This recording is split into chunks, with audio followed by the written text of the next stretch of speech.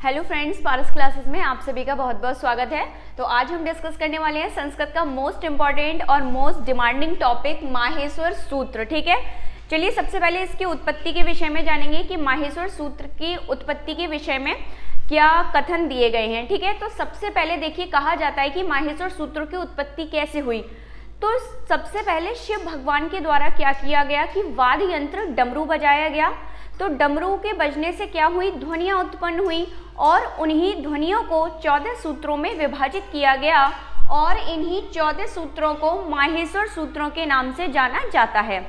तो इतनी बात आपको क्लियर है कि मान लीजिए कोई जनरल सा क्वेश्चन ये आता है कि किस वाद्य यंत्र से ध्वनियाँ उत्पन्न हुई थी, तो अपने को आंसर जो करना है वो क्या हो जाएगा कि डमरू वाद्य यंत्र से क्या हुआ, ध्वनियाँ उत्पन्न हुई और उन्हीं ध्वनियों को पाणिनि जी द्वारा 14 सूत्रों में विभाजित किया गया और इन्हीं 14 सूत्रों को हम लोग संस्कृत के माहेश्वर सूत्रों के नाम से जानते हैं। इतनी बात आई होप आप सभी को बहुत अच्छे से समझ आ गई। ठीक है, दो तीन बातें ध्यान रखेंगे जो क्या क्या है। सबसे पहले कौन सा वाद्य यंत्र बजाया गया था, तो डमरू वाद्य यंत्र के बजने से ध्वनियाँ उत्पन्न हुई थी। किसके द्वारा बजाया गया था, तो शिव जी के द्वारा ये जो डमरू है वो बजाया गया था।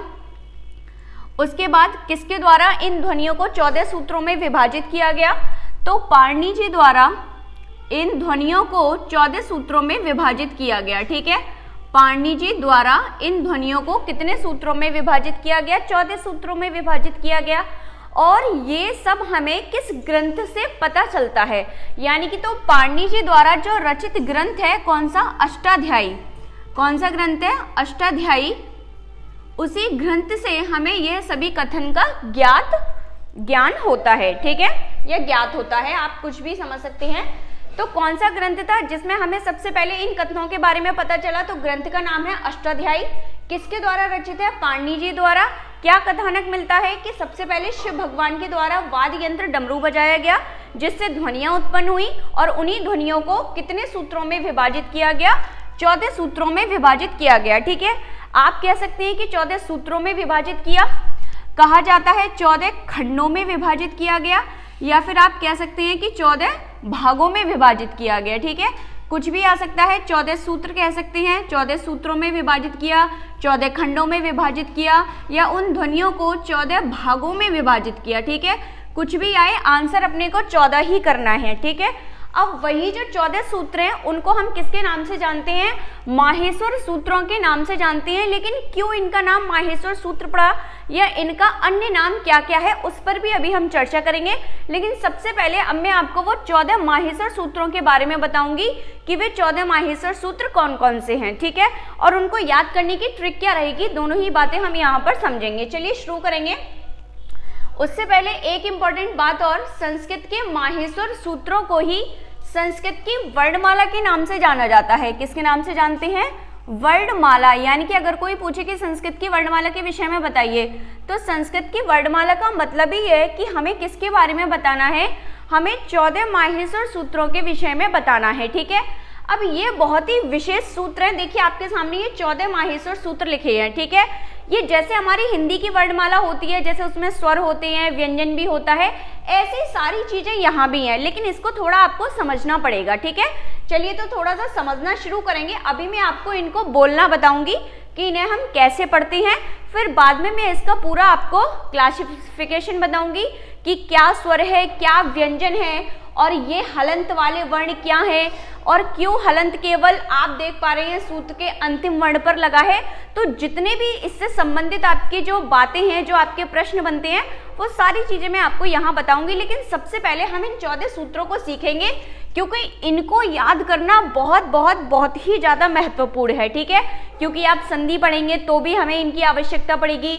अभी इन्हीं 14 सूत्रों से 42 प्रत्याहारों का निर्माण होगा, उनको कैसे समझना है, तो सारी बातें आपकी किस पर बेस्ड है, इन 14 माहेश्वर सूत्रों पर बेस्ड हैं। ठीक है, क्योंकि इसलिए और पढ़ना है, आप कोई भी एग्जाम दें, आप मान लीजिए टेट दे रहे हैं या आप किसी और स्टेट का टेट दे रहे हैं या फिर आपको सुपर टेट देना है, तो उसके लिए ये चैप्टर मोस्ट इंपॉर्टेंट हो जाता है। ठीक है, चलिए शुरू करते हैं। देखिए अपने माइंड में थोड़ा कॉन्सेप्ट भी रखते हुए चलेंगे तो उससे क्या है, ये 14 सूत्र आपको बहुत आसानी से याद रहेंगे। ठीक है, सबसे देखिए पहला सूत्र है। पहला सूत्र में अगर आप ध्यान से देखेंगे तो इन तीनों वर्णों पर किसी प्रकार की कोई मात्रा नहीं है। ठीक है, किस किस पर, अ ई उ, किस पर? अ ई उ पर कोई मात्रा नहीं है, तीनों ही स्वर ह्रस्व रूप में लिखे हैं, अपने छोटे रूप में लिखे हैं, ठीक है। और लास्ट में देखिए क्या बना है? अड़ा, और जिस पर क्या लगा है? हलंत।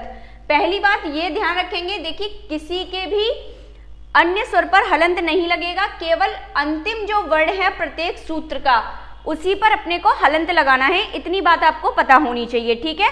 चलिए तो पहला सूत्र क्या है, जरा पढ़ना सीखेंगे पहले सबको। पहला सूत्र है आ ई उ अड़ा, ठीक है। आराम आराम से पढ़िए, क्योंकि आपका अगर एक भी वर्ण मिस हुआ तो आपकी कई सारी चीजें गलत हो सकती हैं, ठीक है। तो इनको याद करने के लिए हमें इनको बहुत ही अच्छे से, बहुत ही सावधानी के साथ पढ़ना है, ठीक है। पहला सूत्र क्या है? आ ई उ अणा। क्या सूत्र है? मेरे साथ आप लोग बोलेंगे आ ई उ अणा, ठीक है। दूसरा सूत्र क्या है? देखिए री लिरा का। दूसरा सूत्र क्या है? री लिरा का। देखिए अब इनको याद करने की ट्रिक क्या है, यहीं पे समझ लेंगे। देखिए पहले में तो ये कॉन्सेप्ट याद रखना है, पहले में क्या था? कोई मात्रा नहीं थी, और लास्ट में क्या था? अड़ा, ठीक है। दूसरा देखिए री लिरा का, यानी कि थोड़े टेढ़े मेढ़े शब्द लग रहे हैं, तो आप ऐसा समझ सकते हैं दूसरे शब्द में क्या आ गए? थोड़े बड़े बूढ़े लोग आ गए।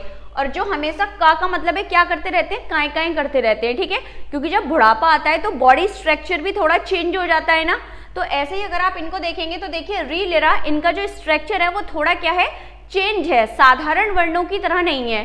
तो आप ऐसे ध्यान रखेंगे, दूसरे सूत्र में क्या है? बड़े बूढ़े लोग हैं जो हमेशा क्या करती हैं? काएं काएं। तो तीनों वर्ड आपको याद रहेंगे, ठीक है। री लिरा का, ठीक है। उसके बाद देखेंगे जरा, अब तीसरा और चौथे सूत्र को याद रखने का क्या कॉन्सेप्ट है? देखिए दो बहनें हैं, दो भाई हैं, ठीक है। दो बहनें कौन कौन सी हैं? छोटी ए और बड़ी ए, ये हो गई दो बहनें। दो बहनों के साथ में क्या है? दोनों भाई हैं, एक छोटा भाई और एक बड़ा भाई। तो छोटा भाई छोटी बहन के साथ, बड़ा भाई बड़ी बहन के साथ, ठीक है। अब देखिए अंतिम वर्ण कैसे याद रखेंगे? जो छोटे भाई, जो छोटी बहन और छोटा भाई है वो भाई कैसे हैं? खाली हैं, क्योंकि हम इसको क्या पढ़ते थे? अंगा बिंदी खाली पढ़ते थे। ऐसे ही अपने को ध्यान रखना है कि जो छोटे वाले हैं, जो छोटे नंबर पे हैं, तीसरे नंबर पे, वो ए और ओ कैसे हैं? खाली हैं, अंग हैं, बिल्कुल, ठीक है। चौथे नंबर पे देखिए आपके क्या आ जाएंगे? दोनों बड़ी बहन और बड़ा भाई, और चा से याद रखेंगे उनकी क्या है? चांदी चांदी है, ठीक है। तो ये यहाँ तक आपके सारे कॉन्सेप्ट क्लियर है। तो पहला सूत्र क्या हो गया? आ ई उ अणा। दूसरा सूत्र क्या है? री लिरा क। तीसरा सूत्र क्या है? ए ओ अंग, ठीक है। तीसरी मतलब छोटी बहन, छोटा भाई और कैसे हैं? खाली। उसके बाद आपका चौथा सूत्र जिसमें बड़ी बहन बड़ा भाई यानी कि आई औ चा, ठीक है, क्योंकि उनकी क्या है? चांदी चांदी है, ठीक है। पांचवा सूत्र देखिए कैसे पढ़ेंगे, आपको पहले एक साथ पढ़ना है हय वरट। क्या पढ़ेंगे? हय वरट, ठीक है। हय वरट के बाद ये पांचवा सूत्र है। छठवें सूत्र में केवल दो वर्ण है, आपको ध्यान रखना है क्या क्या है? ल अड़ा, ठीक है। क्या है? ल अड़ा। अगला सूत्र देखेंगे क्या है, इसको पढ़ना कैसे है वो समझेंगे पहले। यहां देखिए क्या लिखा हुआ है? यमंग अर्णम। क्या लिखा है? यमंग अर्णम। और एक साथ क्या हो जाता है? यमंग अर्णम, ठीक है। तो दो पार्ट में आप पहले इसको डिवाइड करके बोलना सीखेंगे, क्योंकि एक भी वर्ण मिस नहीं होना चाहिए, ठीक है। यमंग अर्णम। आगे देखेंगे, देखिए आठवां सूत्र। आठवां सूत्र क्या है? देखिए झबें। क्या पढ़ते हैं? झबें। झ भ और इसे क्या पढ़ते हैं? इया पढ़ते हैं, क्योंकि देखिए अगर आपने छोटी क्लास में वर्णमाला पढ़ी हो तो एक वर्ण आता था चूलकियां, ठीक है। उसी का अब हमें पूरा चूलकियां ना बोल के क्या बोलना है? इया बोलना है, ठीक है। तो आठवां सूत्र क्या है? झ भ इया, ठीक है। नौवां सूत्र देखिए क्या बोलेंगे? घड़ धश, ठीक है। घड़ धश नौवां सूत्र हो जाएगा। उसके बाद देखिए दसवां, अब इसको भी देखिए पढ़ना कैसे, पहले पढ़ेंगे घड़ फिर पढ़ेंगे धश, ठीक है। दसवां सूत्र देखिए कैसे पढ़ना है, ऐसी दो दो वर्णों का पेयर बना के दसवां सूत्र अपने को पढ़ना है। कैसे? जब गड़ दश, ठीक है। तो इनको याद करने में आपको बहुत आसानी होगी इस तरीके से। देखिए दसवां तो बहुत ही सरल है, ठीक है। यहाँ एक कॉन्सेप्ट लगा लेते हैं तो ये बहुत जल्दी याद हो जाता है, ठीक है। जितना बड़ा सूत्र है उतनी जल्दी याद हो जाएगा। कैसे? देखिए मान लीजिए कोई किसी शादी में गया था, ठीक है। खफ यानी उसने खाया। आजकल क्या होता है कि शादी ब्याह में बफे सिस्टम होता है, तो हम लोग उसमें छांट छांट कर अपने मनपसंद क्या रख लेते हैं? भोजन रख लेते हैं थाली में, ठीक है, भोज्य पदार्थ। तो ऐसे क्या? खफ यानी खाया। छठत यानी कैसे? छांट छांट कर, ठीक है। और पूरी थाली को क्या कर दिया भाई? चट कर दिया। और तब हम वापस आ गए, ठीक है। तो पूरा कॉन्सेप्ट याद रहेगा। सबसे पहले हमने क्या भाई? खाया। कैसे खाया? छांट छांट कर खाया, यानी कि छठत। और कब तक खाया? जब तक कि पूरा क्या नहीं हो गया? चट। और तब हम वापस आ गए, ठीक है। तो पूरा सूत्र क्या हो गया, खफ छठत चट तब, ठीक है, अच्छे से ध्यान रहने वाला है। अब देखिए आगे के सारे कॉन्सेप्ट यहीं से जुड़े हैं। जब आप इतना चट कर करके खा के आएंगे तो भाई क्या हुआ, आपकी तबीयत खराब हो गई तो आपकी बॉडी क्या होने लगी, कपे, यानी कपने लगी। ऐसे कॉन्सेप्ट बना लीजिए, क्योंकि कॉन्सेप्ट के थ्रू अगर आप याद करेंगे तो आपका बिल्कुल भी गलत नहीं होगा, ठीक है। तो भाई बॉडी कपने लगी तो अगला सूत्र क्या आ गया, कपे, क्या आ गया, कपे, ठीक है। जब कोई व्यक्ति कपता है तो मुंह से एक आवाज आती है ऐसे करके, तो क्या आवाज आ रही थी, श श र, क्या आवाज आ रही थी, श श र, इस तरीके से, ठीक है। तो क्या साउंड आ रही थी, श श र, तीनों सा और रा। और लास्ट में फिर डॉक्टर के पास जाके हम उस बीमारी का क्या लेंगे भाई, हल लेंगे, उपचार करवाएंगे। तो अंतिम सूत्र क्या है, हल। तो ये सारे सूत्र हैं आपके, बहुत ही बारीकी के साथ हमने यहाँ लिखे हैं। अब थोड़ा सा इनके विषय में बाकी चीजें जानते हैं जिनसे हमारे क्वेश्चंस बनते हैं, ठीक है। ये आपके 14 माहेश्वर सूत्र हैं, आपको बार बार इनको पढ़ना है जब तक आपको ये अच्छे से याद ना हो जाए, ठीक है। एक भी वर्ड मिस नहीं होना चाहिए, क्योंकि जैसे ही सावधानी हटी दुर्घटना घटी, ये वाली बात हो जाएगी, ठीक है। सबसे पहले ये 14 माहेश्वर सूत्र हैं। सारे के सारे माहेश्वर सूत्र जो हैं, 14 माहेश्वर सूत्रों को क्या किया गया है, 2 भागों में विभाजित किया गया है, ठीक है। कितने भागों में विभाजित किया गया है, 2 भागों में, ठीक है। कौन कौन से 2 भाग हैं, पहला भाग है स्वर और दूसरा भाग है कौन सा, दूसरा भाग है व्यंजन, ठीक है। दूसरा भाग क्या है, व्यंजन। इतनी बात आपको क्लियर रखनी है। संस्कृत वर्णमाला के या माहेश्वर सूत्रों के कुल कितने, मतलब जो 14 माहेश्वर सूत्र हैं उनके कुल कितने भाग किए गए, तो पूरी वर्णमाला को 2 भागों में विभाजित किया गया है, ठीक है। पहला भाग है स्वर और दूसरा भाग है व्यंजन, ठीक है।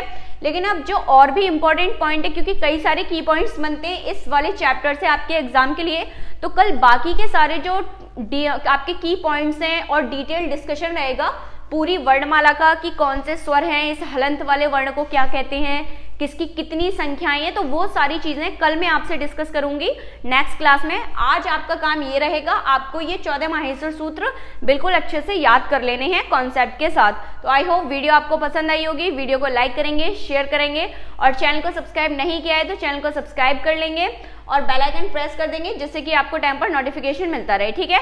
बाकी हिंदी और इंग्लिश की क्लासेस भी हमारे चैनल पर ऑलरेडी अपलोडेड हैं, आप उनको भी वॉच कर सकते हैं। चैनल को जरूर सब्सक्राइब करें। Thank you so much.